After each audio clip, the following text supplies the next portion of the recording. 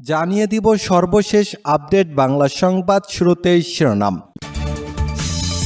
রয়টার্সকে সাক্ষাৎকার, সব হত্যাকাণ্ডে শেখ হাসিনার বিচার ও দুর্নীতির তদন্ত পক্ষপাতহীন তদন্ত দাবি কানাডার। এরপর ধরা খেল স্বরাষ্ট্রমন্ত্রী আসাদুজ্জামান খান কামাল। এবং সবশেষে দেখবেন হাসিনার পদত্যাগ ঘিরে ধোঁয়াশায়, ইউনূসকে নিয়ে হাসিনা মোদির নতুন ষড়যন্ত্র, থাকছে বিস্তারিত প্রতিবেদন। এতক্ষণ শুনছিলেন সংবাদ শিরোনাম, এখন থাকছে বিস্তারিত। আগামী এক সপ্তাহের মধ্যে দ্রব্যমূল্য জনসাধারণের ক্রয় ক্ষমতার মধ্যে আনতে বাণিজ্য মন্ত্রণালয়ের অধীনস্থ সব দপ্তরকে আলটিমেটাম দিয়েছে বৈষম্য বিরোধী ছাত্র আন্দোলন। এই সময়ের মধ্যে পরিস্থিতি নিয়ন্ত্রণে প্রয়োজনীয় ব্যবস্থা গ্রহণ করতে না পারলে এসব দপ্তরের কর্মকর্তাদের পদত্যাগ করার আহ্বান জানানো হয়। আগামী বৃহস্পতিবারের মধ্যে পুলিশকে কাজে যোগ দেওয়ার আহ্বান জানিয়েছেন অন্তর্বর্তীকালীন সরকারের স্বরাষ্ট্র উপদেষ্টা brigadier general M Shakawat Hossain. এই সময়ের মধ্যে কাজে যোগ না দিলে চাকরি থাকবে না বলে জানিয়েছেন তিনি। ছাত্র জনতার অভ্যুত্থানের পদত্যাগে দেশ থেকে পালিয়েছেন সাবেক প্রধানমন্ত্রী শেখ হাসিনা। এরপর থেকে গা ঢাকা দিয়েছেন এমপি মন্ত্রীরা। একই চিত্র বাংলাদেশ ক্রিকেট বোর্ডের বোর্ড সভাপতি নাজমুল হাসান পাপন রয়েছেন আত্মগোপনে। পদত্যাগ করে পালিয়ে যাওয়া সাবেক প্রধানমন্ত্রী শেখ হাসিনার সরকারের দুজন কর্মকর্তার বিরুদ্ধে নিষেধাজ্ঞা দেওয়ার জন্য যুক্তরাষ্ট্রের পররাষ্ট্রমন্ত্রী অ্যান্টনিও ব্লিংকেন ও অর্থমন্ত্রী জেনেট ইয়েলেনের কাছে চিঠি লিখেছেন 6 জন কংগ্রেসম্যান। এর মধ্যে Sylhet foreign relation committee Democratic দলের সদস্য ছিলেন। ব্যান হলেন বলেন, বাংলাদেশে যেসব নৃশংস দমনপীড়ন চালিয়েছে তাদেরকে অবশ্যই জবাবদিহিতায় আনতে হবে। যেহেতু আমরা শান্তিপূর্ণ ও গণতান্ত্রিক বাংলাদেশকে সমর্থন দেওয়ার জন্য অবহতভাবে কাজ করে, তাই আওয়ামী লীগের সাধারণ সম্পাদক ওবায়দুল কাদের ও সাবেক স্বরাষ্ট্রমন্ত্রী আসাদুজ্জামান খান কামালের বিরুদ্ধে নিষেধাজ্ঞা দেওয়ার জন্য প্রশাসনের প্রতি আহ্বান জানাচ্ছি। এ খবর দিয়েছে বার্তা সংস্থা রয়টার্স।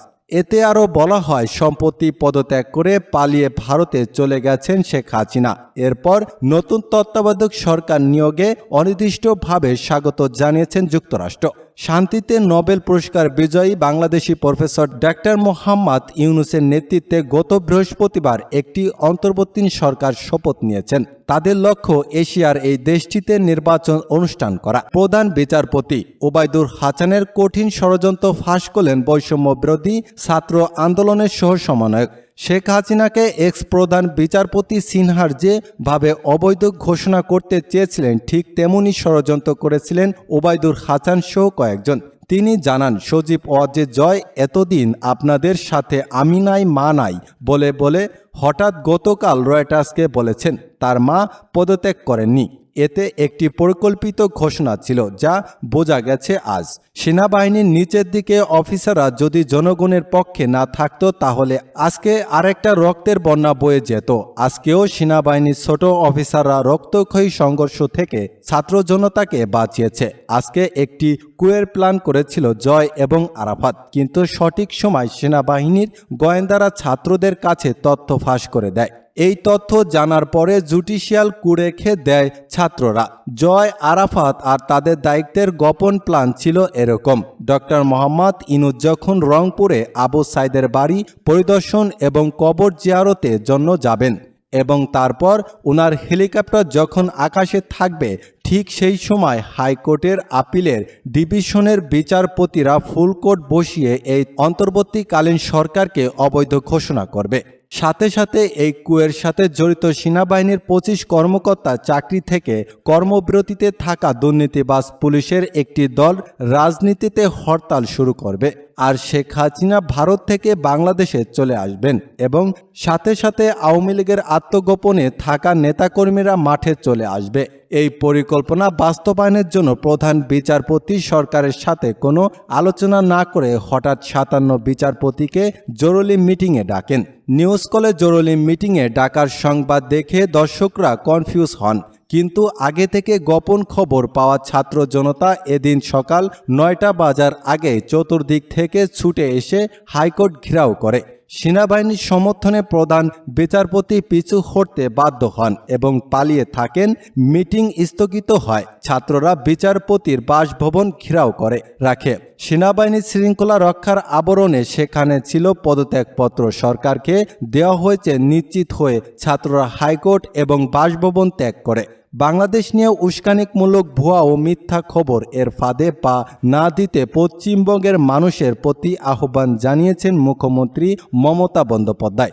এছাড়া বাংলাদেশ নিয়ে উস্কানিমূলক কথাবার্তা না বলতে রাজ্যের রাজনৈতিক নেতাদের অনুরোধ করেছেন তিনি। সামাজিক যোগাযোগ মাধ্যমে উস্কানিমূলক কোনো কিছু শেয়ার না করার অনুরোধ জানিয়ে মমতা বলেছেন, বিজেপির কিছু নেতা ইতিমধ্যে বাংলাদেশ পরিস্থিতি নিয়ে অসঙ্গত কথাবার্তা বলছে। বাংলাদেশের বর্তমান পরিস্থিতি নিয়ে সামাজিক যোগাযোগ মাধ্যমে আমরা কিছু ভিডিও পোস্ট দেখেছি যেগুলো শান্তি শৃঙ্খলা বিনষ্ট করতে পারে। দয়া করে উস্কানিমূলক ভিডিও শেয়ার করবেন না, ভুয়া তথ্যের ফাঁদে পা দেবেন না। রাজ্য প্রশাসন সজাগ রয়েছে, শান্ত থাকুন এবং শান্তি বজায় রাখুন, জানিয়েছেন মুখ্যমন্ত্রী মমতা বন্দ্যোপাধ্যায়। স্বরাষ্ট্রমন্ত্রী আসাদুজ্জামান খান কামালের চাঁদাবাজি ও দুর্নীতির কালো মুখোশ ফাঁস। 2008 সালের নবম জাতীয় সংসদ নির্বাচনের আগে আসাদুজ্জামান খান কামাল ছিলেন তেজগাঁও থানা আওয়ামী লীগের সভাপতি। নবম জাতীয় সংসদ নির্বাচনে আওয়ামী লীগের মনোনয়ন পেয়ে ঢাকা 11 আসনের এমপি নির্বাচিত হন তিনি। পরবর্তী স্বরাষ্ট্র প্রতিমন্ত্রী এবং স্বরাষ্ট্রমন্ত্রীর দায়িত্বপ্রাপ্ত হন। রাজনৈতিক পদ পদবি বৃদ্ধির সাথে সাথে বাড়তে থাকে সাবেক এই মন্ত্রীরা অন্যায় আর অপকর্মের ভাণ্ডার। অনুসন্ধান বলছে পুরো তেজগাঁও এলাকায় এবং শেরেবাংলা নগর এলাকার চাঁদাবাজি, টেন্ডারবাজি পুরো অর্থ যায় সাবেক এই স্বরাষ্ট্রমন্ত্রীর কাছে। এসব টাকা তোলার জন্য তার ছিল একটি বিশ্বস্ত সিন্ডিকেট। সবার সাথে সাথে সেসব সিন্ডিকেটের সদস্যদের মুখোশ উন্মোচন করব আমরা। তবে আজ শুধু এই সাবেক স্বরাষ্ট্রমন্ত্রীর বিষয়ে জানা পালা। সাবেক এই মন্ত্রীর নামে শুধু রাজনীতির কাউরান বাজার থেকে প্রতিদিন প্রায় 1.5 কোটি চাঁদা তোলা হতো। ফুটপাতে বসা বাজার, মাদক এবং আবাসিক হোটেল থেকে ওঠানো হতো এসব চাঁদা। এই টাকা মন্ত্রীর হাতে পৌঁছে দেওয়ার জন্য দায়িত্ব দেওয়া হয়েছিল মন্ত্রীর পিএস মনির হোসেন সহ আরও 2 জননেতার হাতে। মন্ত্রীর এই কালো টাকা জমা রাখত আরও একটি সিন্ডিকেট। তাদের একজনের নাম গোলাম কিবরিয়া ওরফে বড় মনির, যিনি টাঙ্গাইল শহর আওয়ামী লীগের সাবেক সভাপতি এবং টাঙ্গাইল 2 আসনের সাবেক সংসদ তানভীর হাসান ওরফে ছোট মনিরের ভাই বড় মনির 2023 সালে কলেজ ছাত্রীকে ধর্ষণের মামলায় গ্রেপ্তার হন। পরবর্তীতে ওই ছাত্রী অন্তর্হত্যা হয়ে পড়ে। তবে মনি জেল থেকে জামিনে বের হওয়ার পরপরই ওই ছাত্রীর রহস্যজনক মৃত্যু ঘটে। এই ঘটনার মামলা তদন্তের দায়িত্ব ছিল পিআইপি। তবে স্বরাষ্ট্র মন্ত্রকের প্রধান বনোজ কুমার এর মাধ্যমে তদন্তে প্রভাব খাটান। পরে জেল থেকে বের হয়ে আবারও নতুন করে আরেক ছাত্রী ধর্ষণ মামলায় ফেঁসে গেলেন। স্বরাষ্ট্রমন্ত্রীর সহায়তা দেশ থেকে পালিয়ে যান বড় মনির। এছাড়াও 27 নম্বর ওয়ার্ড আওয়ামী লীগের সাবেক সাধারণ সম্পাদক তানুজ শেরেবাংলা নগর এলাকায় এক সন্ত্রাসের রাজত্ব কায়েম করেছিল, যার সবই হয়েছিল সাবেক স্বরাষ্ট্রমন্ত্রী আসাদুজ্জামান খান এর ছাত্রছায়ায়। চাঁদা না দিলে শেরেবাংলা নগর এলাকায় বিভিন্ন সরকারি কার্যালয় উন্নয়ন কাজ আটকে দেওয়া, প্রকৌশলীদের মারধর করা, হাসপাতালে কেন্দ্রিক ঠিকানাদারি থেকে শুরু করে ফুটপাত দখল,